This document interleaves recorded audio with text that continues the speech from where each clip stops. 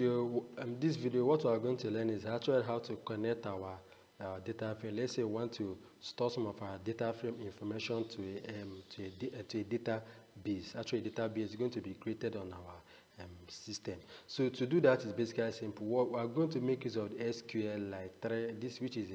This SQLite3 is actually a module in Python programming language. All you need to do is to go to your command prompt and then pip install SQLite. So to do that, once you are done installing it, we are going to import it to our environment. Remember that SQL syntax tends to be a little bit confusing, unlike that of the Python, but I'm going to do some of the basic ones. It can be easy for just what we are going to do, just to save our data frame to that SQLite. Remember that anything we're talking about SQLite, we're talking about database. So I'm going to establish a database on our local environment, which is our system. Then we're going to try to save some our data frame information to it. So the first thing we're going to do, since I already have it installed, so in your case, just go to your command prompt and install, like how you install your normal module. So I'm going to do what? SQLite. I'm going to make use of this SQLite3. So the first thing I want to do, I want to specify the data frame that I want to actually save. So I'm going to try to pick some data frame that data frame information, or the columns that I'm actually interested in saving. I can say I'm interested in saving what the unit. Okay, let's actually go to that of our information. So let's actually see that this is our data. So let me say I'm interested in saving date.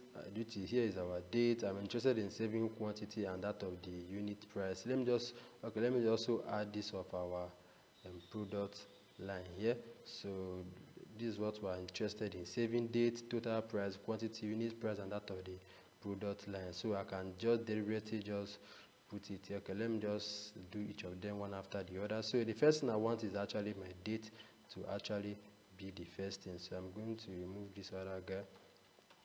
So after my date, I want something like the product line. It's always a good idea if it's making sense what you're actually doing. So after the product line, this is naturally the best way to do some of all these things. I want to get the unit price for each of the products. I've explained how this data works. If you are say confusing, the link will be in the description in case you are interested in watching it and learning how this about data actually works. So after this of our quantity, I want to actually set our total price. So let me move this our total price inside here. So with this is the data that I'm interested in. I want to only save maybe that of maybe I can specify maybe only head. I want to set the head to be somewhere around 10. So I'm really interested in saving only 10 of our rows. So the next thing we are going to do is actually to establish the connection. So I can say connect. This is a variable I created on my own to create a connection with this of the SQLite. So we're going to call this of our SQLite module. So we're going to say what? Connect. Just simple as that, connect, and then we're going to give it data that we want to, the name of data that we want to actually, how do I say, the name of the file that we want to actually save this our data frame on. So let me just call it maybe SQ. I can say data, and just call it .db, which stand for our database. So the next we're actually going to do, you can actually set the memory. If you're interested in setting the memory, it's going to run on your RAM, but let's not make things confusing. This is in fact our SQL data. So we're going to now save it. So we're going to say our data frame to what? Remember I said when I initially of this video, I said that there are many ways you can save your data. You can save it as CSV file, Excel. You can say, see, thanks for data. Thanks for this VS Code. You can see clipboard, CSV, dictionary, Excel, Federal. Who is this guy? GBQ. Yeah. You can save it as HTML, JC, Markdown, NumPy. Can Pico. This Pico of a guy is really useful.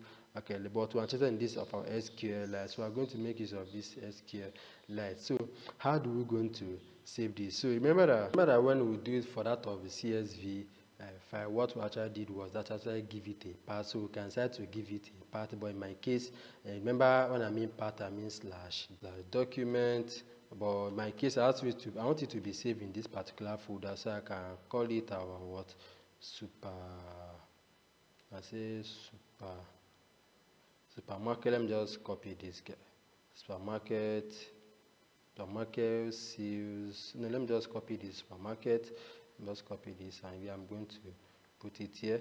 So after the supermarket, what do I want to put next? I want to actually give you this of our connection that we actually made here. So I'm going to be the second parameter. So we're going to say connect, which is actually give you, and then we want to actually do something else. We want to actually check if this file actually exists. We want to actually overwrite it. If it doesn't exist, we want to actually create it. So we're going to say if what exists.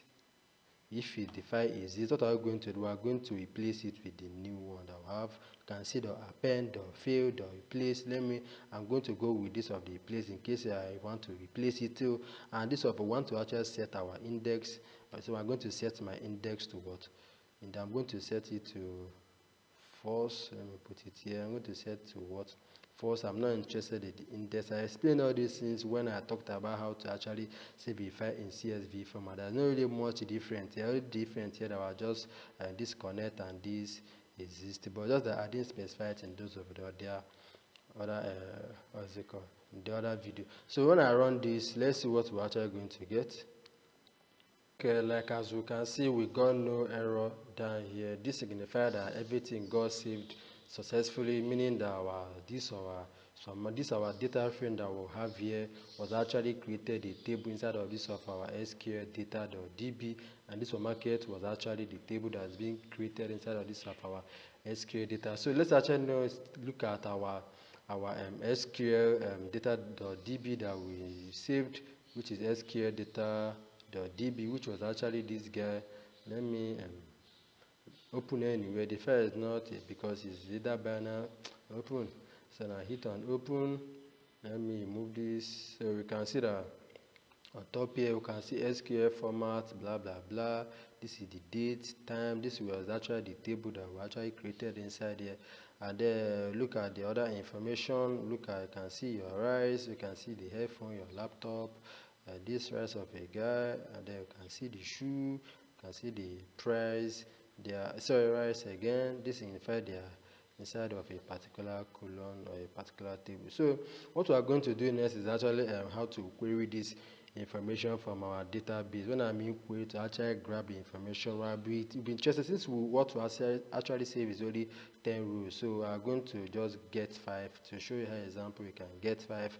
The syntax SQLite can be a little bit tricky, but it's simple if you just put your time on it to learn it. But I'm just going to do a simple one just to query out only 5 rows. Then you can do the other one for yourself. This is not tutorial for SQLite. So the first thing I want to do is to comment all this out. So I'm going to use this our connect. So I'm going to remove comment all this out since we have actually connected to our SQL data.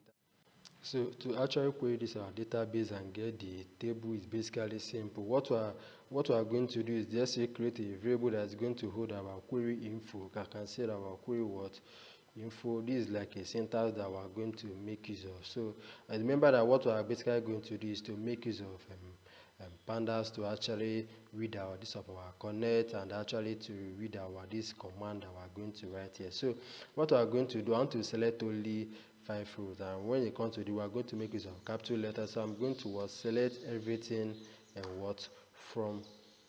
I want to select everything from our supermarket table that we created inside here.